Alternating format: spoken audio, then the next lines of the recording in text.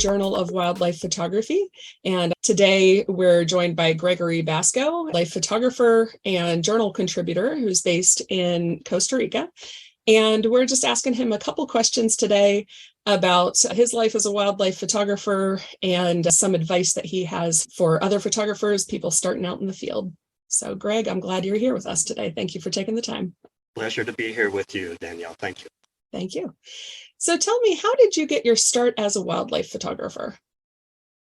I'll answer that really quickly. I graduated from college in the US and I came to Costa Rica as a Peace Corps volunteer. And I fell in love with two things here, the rainforest and my wife, who's a Costa Rican woman named Ana, and we're still married today. And so I worked in conservation while I was here in the Peace Corps. Then we went back to the US after we got married. I went back to school and studied things related to sustainable development and conservation. We came back to Costa Rica, where I am right now in my home in Costa Rica in the highlands. And I worked in conservation for a bit longer. And then I eventually got a camera and I started shooting some pictures and I sold a few pictures. And that was good, but it was bad because then I bought more photo gear, of course. And the cycle just kept going and going until finally in 2008, I met my business partner, Paulo Valerio, and we started a photo tour company here in Costa Rica, the first photo tour company here in Costa Rica. And that's what allowed me to go to photography full time, since I could combine the income from selling photos for books and magazines, along with running photo workshops here in Latin America. That's wonderful. And we really appreciate that part of what you do is contributing to the journal. You're giving a lot of great education to our readers. Thank you. You know, shooting in the rainforest is probably a lot different than shooting other places. So it's forced me to do different things in my photography. I imagine so. A little different than working in a studio. Right. So, tell me, this is kind of a wide open question, but what type of wildlife do you enjoy photographing the most? The little things, I think, probably. Frogs and hummingbirds would be my favorite subjects, I think. Oh, and what is it about frogs and hummingbirds that you like shooting? Well, for one thing, when you're here, that's what we have. You know, we don't have bison and elk and, you know, what a lot of people would shoot in the US, in the American West, which I'm sure is amazing. I've actually never been there. But we have super cool frogs and super cool hummingbirds. And everywhere I go in Latin America has those things.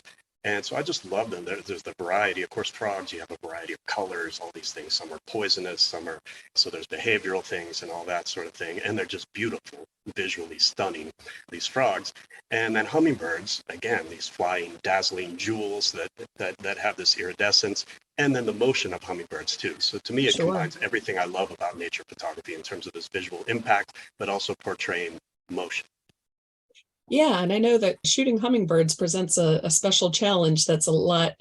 Photographers, they kind of use that as some self-education whenever they're beginning to shoot, just getting those wings still. And I know that a lot of people really enjoy shooting hummingbirds for that reason.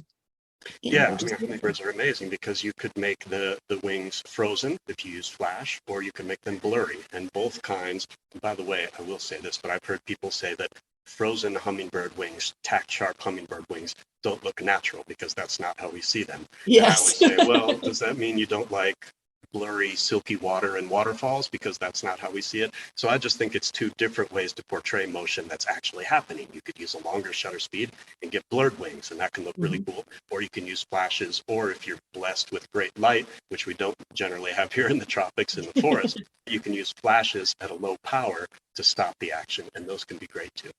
Yeah, get some different effects and some different visuals with the same thing. I like what you're talking about. All right, so tell me, I'm guessing I may know a bit of the answer to this question, but what is your favorite place to photograph animals in the wild? Favorite place? I would have to say it's the cloud forest. Cloud forests are higher elevation rainforests, let's say in the tropics. African tropics, Asian tropics, American tropics, wherever you are, but they're kind of from 3,000 to 10,000 feet, let's say.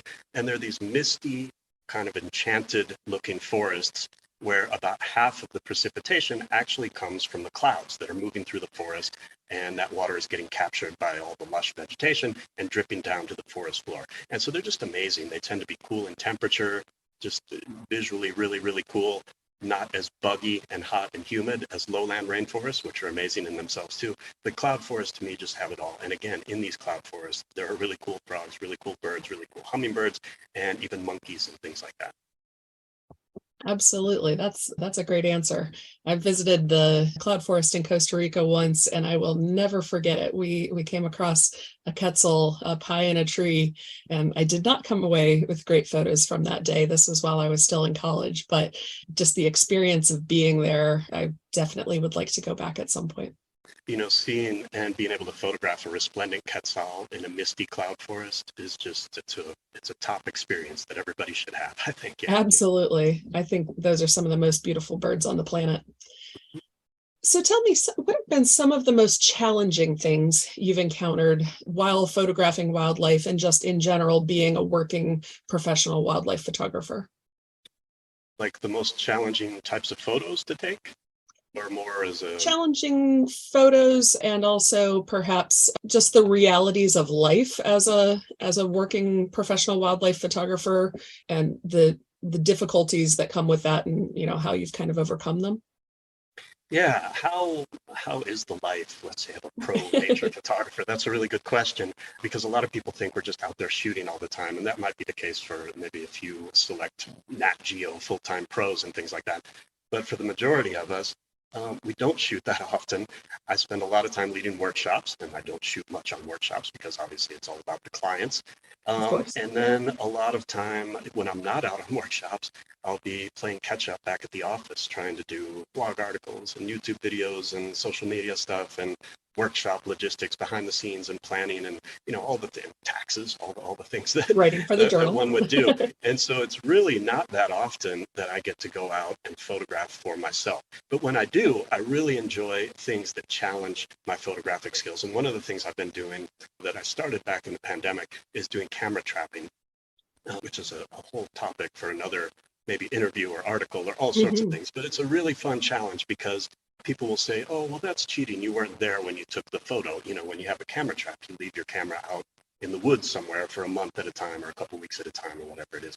It's much harder to get everything set and make sure you don't have any mishaps that would mess up, all your planning, and you've left the camera out there in the rain for a month and you could come away with nothing because you forgot to put a battery in right in a flash or forgot to tighten a screw on a tripod or those sorts of things. So to me, it's a great logistical challenge, and I love the lighting of camera trapping too. So those sorts of challenges, whether it's camera trapping where you're literally not there or more kind of remote setups, maybe where I can be 50 feet, 100 feet away, taking photos of something that might approach a set.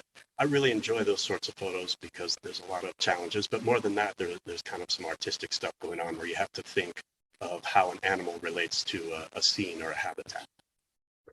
That makes a lot of sense. And you wrote about camera trapping in our upcoming winter 2023 issue and included some great photos of your captures there. And so I encourage people, if they're watching this, to check out our winter 2023 issue if they haven't already seen it. What are your go-to equipment brands? I use Canon. I shot Canon since I started, and I had a very brief flirtation with Sony a few years ago, which didn't end well. And then I had a little longer affair with Nikon a couple years back. But I ended up going back to Canon. It's just what I enjoy shooting the most. And every brand, photographers who are always changing gear, thinking they're going to get ahead of the game or become a better photographer, I think that's the wrong way to look at it. There are so many camera systems and camera bodies and lenses out there that allow us to do amazing things. You should stick with whatever you like to shoot. That's going to allow you to get great pictures, and you should concentrate on doing other things like learning how your camera works, getting out in the field, studying light, studying behavior of your animal subjects and all that. But Canon works for me, and so I use the Canon R5, a mirrorless body, which is a full frame camera body, which I love for a number of reasons. It's a great body for telephoto work, and it also has great dynamic range. I like to do a lot of landscapes as well, so it's great for that sort of thing. And then I use a relatively simple kit. I use the Canon 100 to 500 millimeter zoom lens as my main long lens, as my only long lens. I have the Canon 100 millimeter macro for macro work, and I have the Canon 14 to 35 millimeter zoom lens for wide angle and landscape work. And the only other lens I have right now is a lens by Laowa or Venus Optics. That's the really cool 15 millimeter wide angle macro lens, which is really neat for some specialty kind of things where you want to get close to a subject like perhaps a frog or an insect or a mushroom or an orchid and show off the environment behind it. And that's basically what I use, along with lots of flashes. Makes sense. All right. And do you have any, I mean, obviously the settings you use depend on the situation, but do you have any go-to settings that you find yourself using over and over again with the type of shooting that you do? Yeah, I mean, it'll depend a lot on the situation, but let's say shooting birds in the rainforest or mammals in the rainforest, kind of your typical wildlife photography with a longer lens, I'll usually be working just because we tend to have low light in the forest here in the tropics. And so I'll be shooting with a wide open aperture, usually a high ISO, something like 400. I usually don't go below 400 for those sorts of things. I'll often be using ISO 2000, ISO 3200, even 6400. I took some photos a few weeks ago, actually, at ISO 10,000, and it's amazing that we can do that these days, but we can. So basically, just knowing that you're working with kind of low light, cloudy light, which is the norm in the rainforest or in the cloud forest where I do most of my work, wide open, high ISO, and just hoping you get enough shutter speed to do what you want to do. And then if I'm working with macro, I do have some go-to settings that are good for that. You want to be in manual mode, and you want to stop down to f16 for normal shooting. And from there, I'll use one flash, and I'll go to 1/200th of a second, let's say the sync speed of my camera, and a low ISO. And that's a great way to start out with macro, one flash, and kind of eliminating all the natural light and setting those values so that you get good depth of field, a low ISO for a clean image, and then letting your flash do the work. That's some great insight. Thank you. What are some of the most common mistakes that you see novice wildlife photographers making, either in the field, in post-processing, and sharing their photos with wider audiences? What are some of those common mistakes that you see? I would say the most common things that I see from my workshop participants are maybe kind of a lack of understanding of what's really going on in terms of exposure. And I think that's just because people are maybe used to shooting out in the American West, maybe down south in Florida, or even the African savanna, where you have basically an abundance of light, distant backgrounds, and you can just kind of, set things to f8 for a lot of what you're shooting, and you're not really worried about ISO and shutter speed, and you have fairly open light. And when you get into the tropics or into a forest environment, you really need to know exposure better, because you need to think about some trade-offs. Well, I want more depth of field, but what does that mean for my ISO? Maybe I'm going to have to take it up too far and things are going to become noisy. Or I want this depth of field, but that means I have a slower shutter speed. You really have to see understand what's going on kind of behind the scenes in your camera. And so I see that people shoot a lot, and we have great equipment, and people can take great pictures without maybe really understanding what's going on in terms of exposure. And then in terms of processing back at the computer, I think people tend to do too much. I see a lot of people over-process pictures and maybe just moving sliders around in Lightroom or Photoshop without really thinking about what they're doing. And I think my approach to processing is pretty minimal. I like to start out with as good a photo as I can, and as my raw file, and then do usually just some selective things where I'm just trying to emphasize or de-emphasize certain things in a photo, rather than just pushing things all over the place to see what happens. Excellent. That sounds good. And speaking about shooting manual and shooting in RAW, Greg is doing an email series for the journal this month in January 2023. So if you are a subscriber, please, that's subscriber only content. So if you're a subscriber to the journal, please check your email and look for that education from Greg on some useful topics. So kind of going along with the same question as before, what tips do you have for newbies who are just starting out, or perhaps intermediate photographers who would like to step up their game in wildlife photography? I would say, for people who are maybe just starting out or who are fairly experienced but really want to step up their game, I think really practicing getting exposures right quickly is something that's going to really jumpstart your photography. So, one thing you can do, and I'll encourage workshop participants to do this, sometimes we'll be somewhere and we're waiting for a bird to show up or waiting for something to happen. You want to pay attention to how the light's changing and what that means for your exposure. So I'll constantly be telling people, okay, the light just changed. Now adjust and see, do you have a good exposure? Or simply, hey, point at that tree over there and see if you can get a good exposure. And then quickly, and this is something you could do in your front yard or your backyard or outside your apartment window, wherever you live, and just start to try to get quick, good exposures on different subjects in different light. Excellent, thanks. What do you wish more wildlife photographers would do with their work? And perhaps what do you wish more wildlife photographers would not do? What I think we could all do with our work better is to have it work in some way to promote conservation. And I think that goes beyond just hashtag this, hashtag that, and putting it on social media. But even in your local area, maybe you got some cool pictures of butterflies or birds or whatever at your state park or your local park.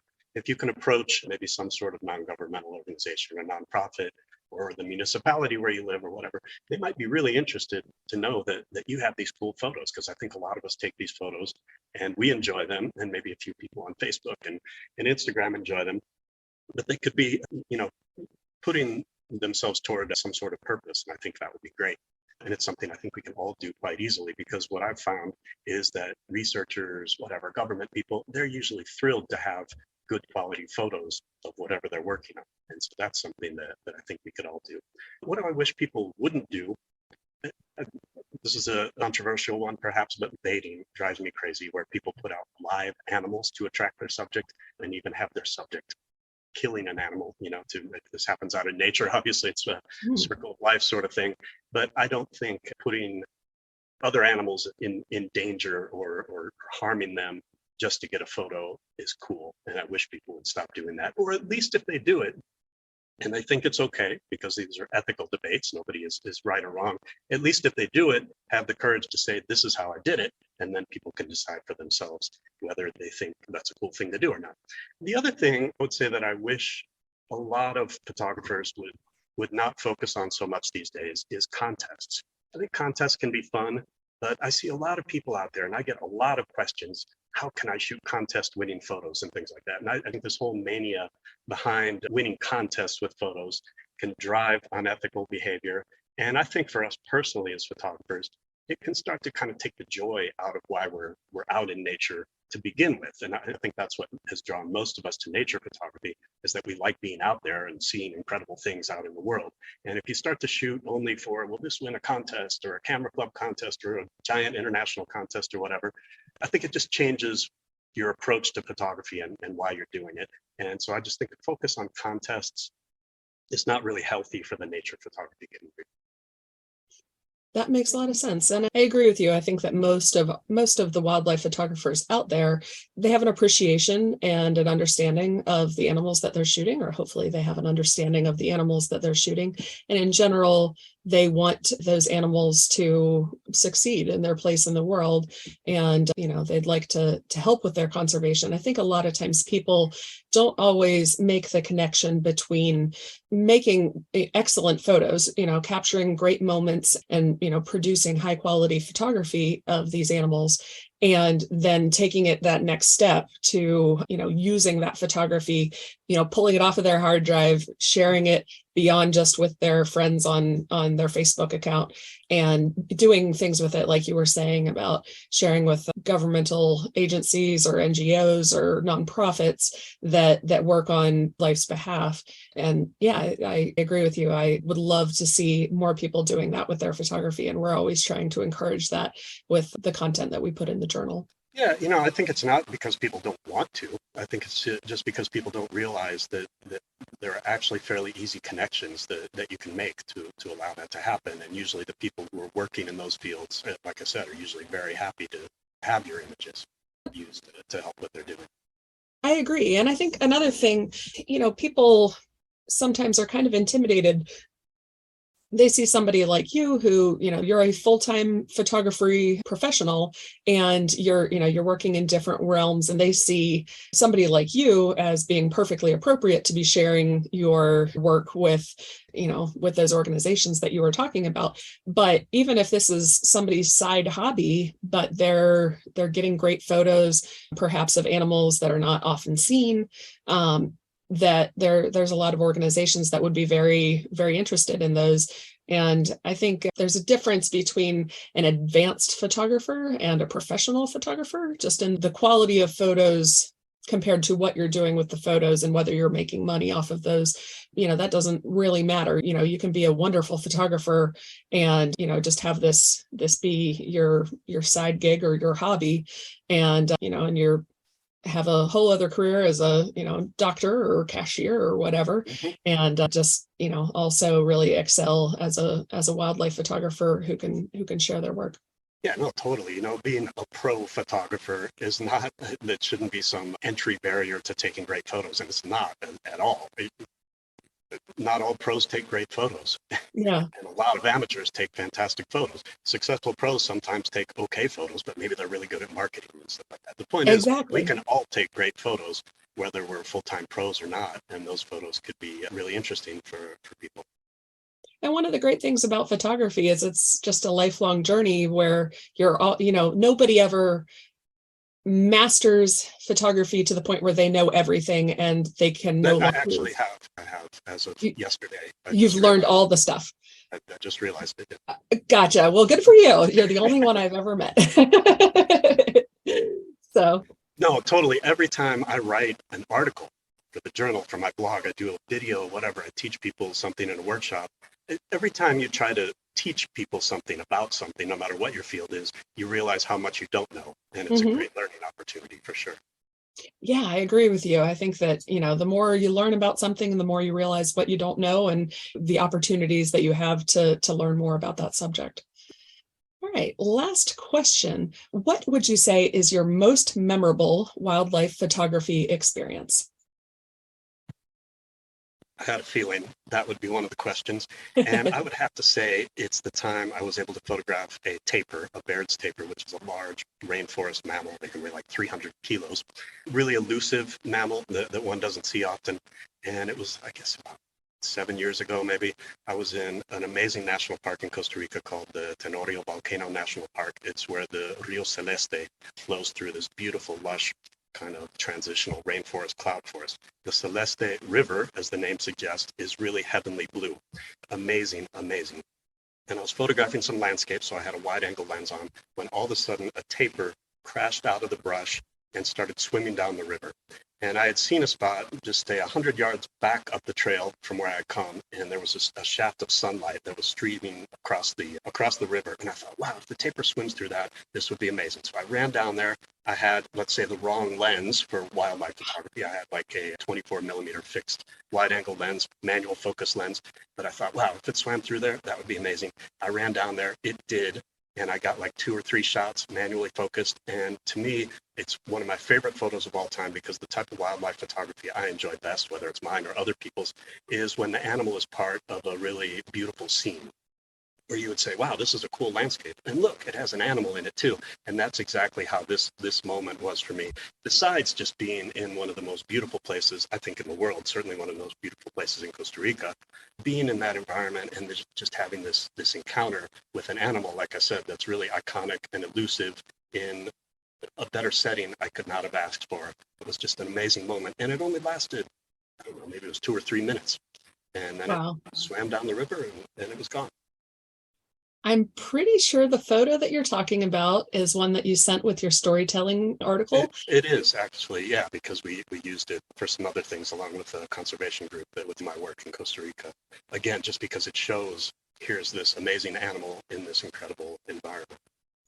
I might encourage people to check out that winter 2023 issue to read about the story of your experience in the field looking for the tapirs and the moment whenever you caught that photo, and people can check out that photo in that article. So that's in the winter 2023 issue of the Journal of Wildlife Photography.